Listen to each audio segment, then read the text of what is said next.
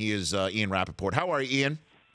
What's up, Rich? How are you? What's going on with Martellus Bennett? Let's get straight into it. How come he's thinking of retiring and saying that the Packers doctor did him dirty, and then he's catching passes for Tom Brady like it's 2016 within days? What can you tell me about it? Unbelievable story. I can't say I've ever really seen anything like this. So, first of all, go back to his Packers stint. So he gets like 6 different opinions on his shoulder, and he's told by these independent people that he needs shoulder surgery. So that is one thing. And then he said, okay, well, I'm going to get shoulder surgery. I'm going to retire. And obviously he had played through this when Rodgers was there. Now Rodgers is not there, and he says, okay, I'm just going to have surgery. So he tells the Packers, and they say, well, you had this surgery, you had this injury before you came to us. It's not our injury, so we can't put you on IR because he didn't have it when he got to the Packers. He didn't do it with the Packers, so they waive him. And he tells everyone, I'm retiring, don't claim me. And the Patriots say, cute, we'll think about it. And they decide to claim him anyway. And then Bill Belichick says, just come on and play, just play. So as in the words of Martellus Bennett, F it. He used other words, but that's basically it. So he says, you know what, I'm just going to play, and whatever happens to my shoulder, I'm retiring anyway. So he goes out and plays, and it's ridiculous. So what are the Packers going to do about this? Can they do anything? They were going after his money. They're going to try to seek the $4.2 million in prorated signing bonus for the next 2 seasons. And, to do that, they're going to need proof that he had the injury, the serious injury, torn rotator cuff, before he came to the Packers, and I am told there are tests that show that. So where did the team doctor come into play here? Well, what Bennett says is that he had the injury, and the team doctor, egged him on and tried to get him to play, which is interesting because this is Dr. McKenzie with the Packers, the notoriously cautious, overly cautious Packers doctor who, battled Aaron Rodgers a couple of years back when Rodgers wanted to come back for Week 17. Remember when the first time he injured his collarbone? This guy is the most overly cautious doctor in the NFL right now. And Bennett says he egged him on to play, which, of course, teammates like Aaron Rodgers and Jordy Nelson do not exactly believe that. Yeah, I was following all this on Twitter and Instagram all throughout the weekend. But, okay, so let's put that aside and now turn to Russell Wilson's head. He said after the Thursday night football game that he was asked all the concussion questions that may have happened, but it didn't happen when he was sent off the field by the officials on Thursday night. What's the status of this with the Seahawks and the concussion protocol with the league? Yeah, I mean, it may have happened, but just judging from the broadcast and from the shots, the video that we've seen, it didn't look like it happened. So just judging from our eyes, it seems like there's, on some level, a breach of protocol, something. Now, maybe there's other views that we haven't seen. Maybe there's something else that we're not privy to. But just judging from our eyes, obviously it looks like the concussion protocol did not go as planned. League spokesman said on Sunday they're basically starting the interview process now, so they can go through and interview Wilson, Seahawks medical personnel, the independent neurologist, the spotter, all these people, and just kind of see what happened where. If they are found in violation, they could face a big fine, could lose a draft pick, although that would be pretty drastic. But obviously, it definitely did not go as planned. Ian Rapoport joining me here on the show. By the way, I have a fix to that. I have my concussion protocol fix. I'm gonna not take up your time with it, but I'll fill you in with it when I see you next, or you can listen to it in the next segment. Ian Rapoport. So you got the concussion protocol fix, then you got the ridiculous ball batted out of the end zone touchback rule. Yeah, man. Well. I mean, to me, again, that the your own end zone should not be helpful to you if you've given up 90 some odd yards. That all of a sudden somebody fumbles it into the end zone. The ball should go back to the fumblee, to the guy who's fumbled it. But again, I could go on and on here, and there's a few other items I want to hit with you here. That being, is Ben McAdoo on the chopping block like right now? The Giants normally don't axe somebody in the middle of a season, but they are 1-8, and they're taking on Andy Reid and the Chiefs, and I imagine they're going to get blown out at home again for the second straight time. What can you tell me on this front, Ian?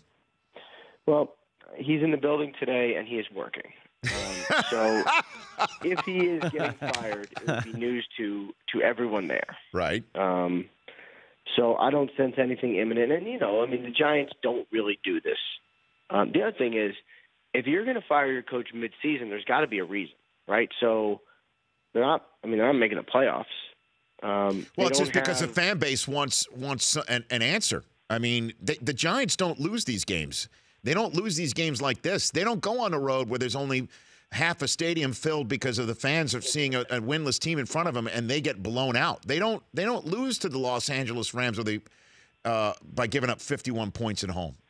It was bad. It was bad. It was everything that's happened the last couple of weeks, with the exception of the Denver game, has been bad. No doubt about it. But the fans, especially in New York, and some of these real rabid fans, they always want to make a change. So, Jets fans probably said the same thing last year. Now it looks like keeping Bowles is probably going to be a really good move. McAdoo did go to the playoffs last year, and so I know it's going wrong this year. I just don't get the sense the Giants are going to make a rash move during the season. And honestly, I don't see the benefit unless you're going to say, well, maybe we'll promote Spags. Okay, well, his defense has struggled too. I'm just not sure where the answers are.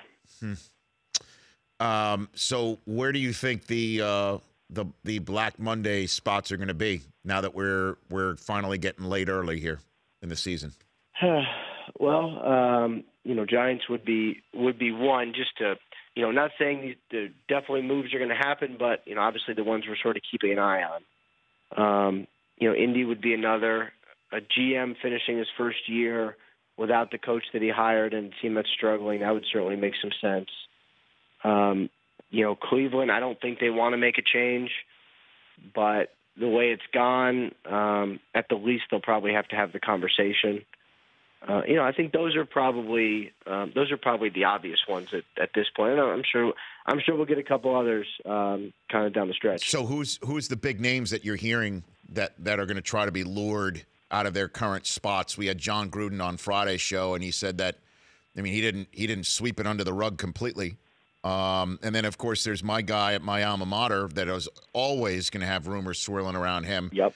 Trying to come back. Are you hearing, is there any smoke, fire? What do you got for me on those fronts, Ian? Well, as far as, for Gruden, I will say this. Every year you hear Gruden rumors. I hear the same ones this year. Every year I go, okay, I'll believe it when I see it, and I'm at that point this year. Yes, he is coveted. He never wants to say no. I think he loves to be considered, as everybody does. I will believe it when I see it. The Harbaugh stuff, there definitely are people who know him well who think he wants to come back to the NFL eventually.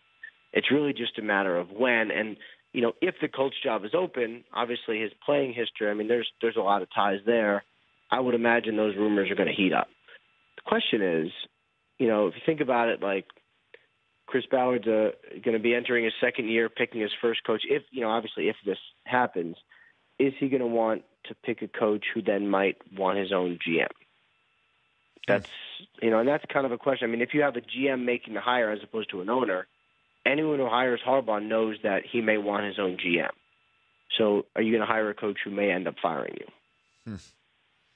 Because, again, I had Harbaugh on my podcast with my wife, not just sports, by the way, Ian.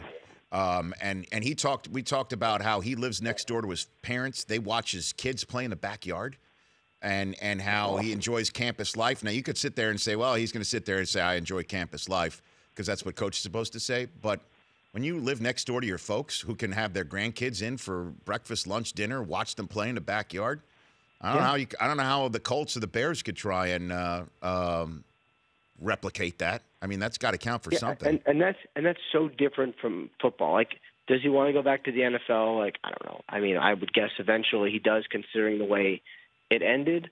But the thing with the Michigan job, and the same thing with, Ohio State and Alabama, there's a couple others, those are as good as NFL jobs. They really are. It's not like he needs to prove himself on a different level.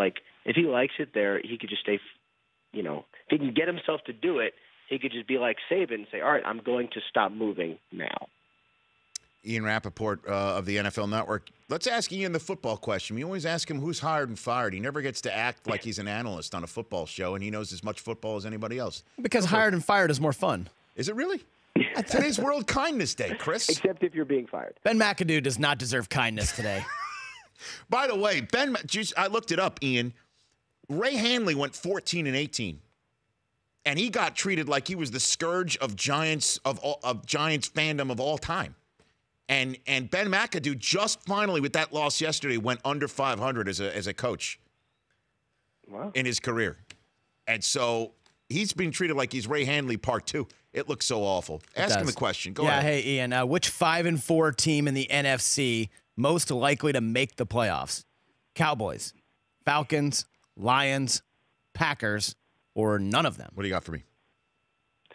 I would say, and I can only pick one. Yes. That's multiple choice, Ian. Yes, one. Crap. Yeah. See, I was never good at school. I'm going to pick the Cowboys. And I know they looked terrible yesterday. Obviously, Tyron Smith, that was him not being there. Claiborne basically making hundreds of thousands of dollars at their expense. All looked bad. I believe in the Cowboys. I think they are a really, really good and capable roster, even without Zeke Elliott. And I think they're going to go 500 over their 6 games that he's out. Okay. So I think they're going to be 2 games up with 2 to play and very much in the mix. Ian Rapoport, greatly appreciate it. You take care. We'll see you on Thursday night. All right. You got it. Thank you. Titans and Steelers, Thursday Night Football. The Rich Eisen Show, weekdays at noon Eastern on Audience.